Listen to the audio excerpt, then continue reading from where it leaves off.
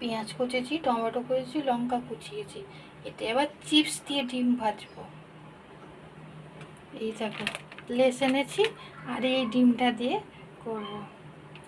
Less দিয়ে আর ডিম আর এগুলো দিয়ে করব। দেখো তোমরা, এই দেখো চিপস। এবার এর ভেতর পেঁয়াজ দিয়ে দেবো, আর ডিমটা সে একটু ফাটিয়ে দিয়ে দেবো।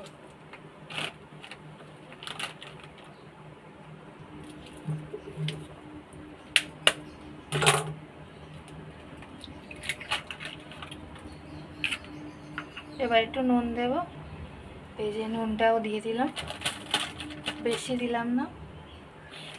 বাটারটা মেরে নিচ্ছি, নিয়ে মেশাবো।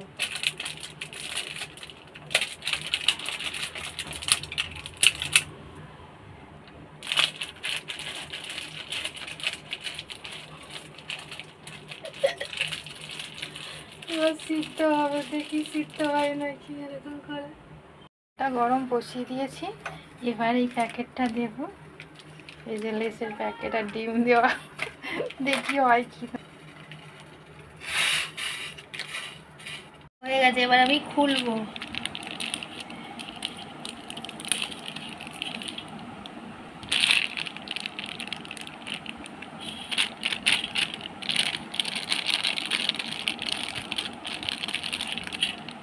এই দেখো কত সুন্দর তৈরি হয়েছে।